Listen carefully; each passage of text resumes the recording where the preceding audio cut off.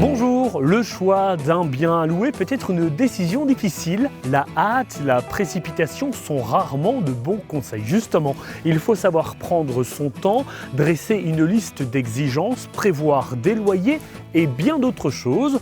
Aujourd'hui, dans les anges de l'immobilier avec Engie et de futurs agents immobiliers, on s'intéresse à la location d'un bien.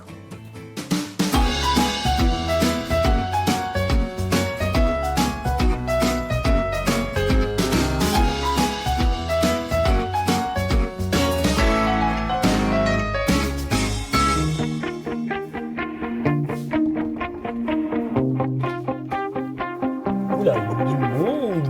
Bonjour Hello, à tous. bonjour. T'as changé de boulot? On est où? Là, nous sommes dans une haute école qui prodigue des cours aux futurs agents immobiliers et voici une classe de 3e année. Engie, quelles sont les principales questions que se posent les futurs locataires? Étant donné que les élèves, les étudiants ici présents sont sur le terrain, ce sont des futurs agents immobiliers, je pense que les questions récurrentes, il suffit de les leur poser. Allez, vive la jeunesse, c'est à eux de jouer. Quels documents dois-je apporter si je désire louer un bien? Alors, lorsqu'on est fortement intéressé par la location d'un bien précis, mettez tous les atouts de votre côté, c'est-à-dire munissez-vous d'un dossier préétabli avec votre carte d'identité, les preuves de revenus, éventuellement si vous êtes déjà locataire, tous les extraits de banque disant, éprouvant que tous les premiers du mois, votre loyer est payé. Enfin, mettez un maximum de documents que vous pouvez directement donner à l'agent immobilier après la visite. On me demande souvent qu'est-ce que le certificat PEB et à quoi sert-il? Alors, le CPEB, certificat de performance énergétique, est obligatoire en Belgique et en Europe pour les locations et pour les ventes, mais aussi et également le certificat électrique. Aujourd'hui, on ne peut plus louer un bien qui ne répondrait pas aux normes de salubrité et d'habitabilité.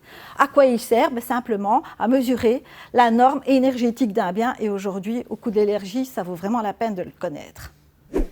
Souvent, les propriétaires ont des a priori par rapport aux gros animaux et parfois même aux petits. Comment devons-nous réagir dans ces cas-là? En ce qui concerne les animaux, tout dépend de la grandeur, du poids et surtout du confort que le bien visité pourrait donner à l'animal. Il est évident que dans un studio, une pièce, les propriétaires vont accepter un petit chien, un poisson rouge et un petit chat, mais pas deux bergers allemands de 45 kg. Par contre, il faut quand même veiller à voir ce qui sera indiqué dans le bail, parce que dans tous les cas, c'est le bail qui fait foi. Je m'explique, si d'emblée, dans le bail, il est indiqué pas d'animaux, et que le futur locataire le cache, et que 2 semaines après, on se rend compte qu'il a beaucoup d'animaux, et surtout qu'il ne pourrait pas rendre ces bêtes heureuses, alors ce qui se passe, c'est qu'en justice, on pourrait faire expulser le locataire, ou alors lui demander de se séparer des animaux. Des personnes du même sexe veulent louer, est-ce que ça pose un problème pour une location? Il est évident que quelle que soit votre orientation sexuelle, vous avez droit également à avoir une location. Et des discriminations, il y en a vraiment beaucoup. Nous allons aujourd'hui demander à notre expert Anaïs, qui représente l'UNIA, de nous en parler. Dans le domaine du logement, les discriminations les plus courantes sont sur la base de certains critères. Donc c'est en raison des critères qu'on trie, nous, les discriminations. Et les premières discriminations, c'est sur la fortune. Ensuite, ce sont sur les critères raciaux et enfin sur le handicap. Pour se constituer une preuve en matière de discrimination, il y a différentes possibilités. C'est dur de prouver la discrimination. C'est rare qu'un bailleur dise « Ah non, les noirs, je n'en veux pas ». Et donc on a mis en place ce qu'on appelle le testing, qui est un système dans lequel les personnes vont enregistrer soit des conversations, soit envoyer des emails, et vont tester le bailleur pour voir si effectivement c'est en raison d'un critère protégé qu'ils sont refusés. Par exemple, on envoie un email avec un nom d'origine étrangère, et là, le bailleur répond « le bien est déjà occupé ». Eh bien, la personne peut demander à un ami qui a un nom d'origine belge ou belge d'envoyer un email, et si à lui on dit « petite visite demain à 14 h », la personne peut prendre ces 2 emails, venir à UNIA, montrer qu'il y a une présomption de discrimination. Et alors UNIA interpelle le bailleur en disant « vous devez nous expliquer ce qui s'est passé. Ici, il y a une présomption de discrimination. » Il y a donc un glissement de la charge de la preuve et c'est à vous de nous démontrer que vous n'avez pas discriminé. En fonction du critère, il y a des justifications possibles ou il y a des justifications qui ne sont jamais possibles. Tout ce qui est les critères dits raciaux, donc la prétendue race, l'origine nationale ou ethnique, la couleur de peau, sont des critères qui n'appellent aucune justification. Par contre, les autres critères pourraient être justifiés par des éléments objectifs et proportionnels. On pourrait dire, voilà, ici en l'occurrence, l'appartement est au 3e étage, il n'y a pas d'ascenseur, impossible pour une personne qui est en chaise roulante.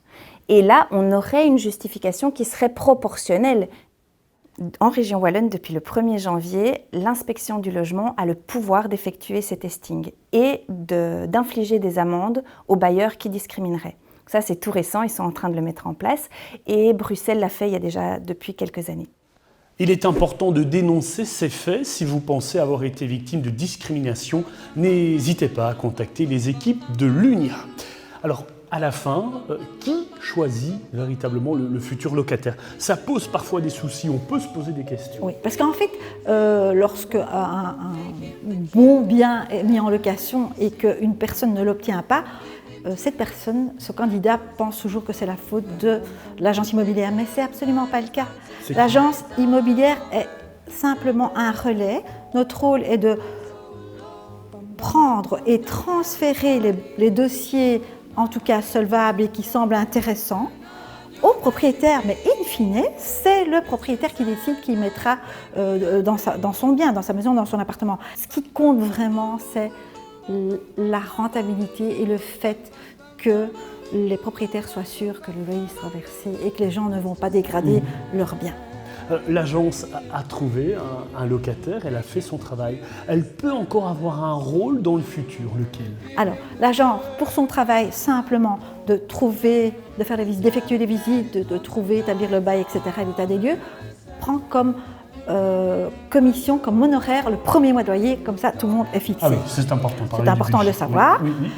Mais au-delà de ça, et ça concerne souvent les personnes usagères ou qui n'habitent pas dans la ville du bien à louer, nous pouvons également gérer le bien avec tout ce qu'il a lieu de faire, les menus travaux, les visites mensuelles, les aider dans le cas où il faudra aller en justice, etc., etc. Combien ça coûte cette gestion mensuelle? 10% du montant du loyer, mais il y a beaucoup de travail. Merci NJ pour toutes ces infos. L'émission se termine doucement et doucement on va accueillir notre dernier rendez-vous, notre dernière rubrique, le saviez-vous que? Alors saviez-vous que sur le territoire belge, il n'y a que 30% de locataires? Ça veut donc dire que 70% des Belges ou des résidents belgiques sont propriétaires. C'est l'occasion de dire que le Belge a une brique dans le ventre. Tout à fait. Merci NJ. De rien. À très bientôt pour de nouvelles aventures sur votre média de proximité. D'ici là, portez-vous bien.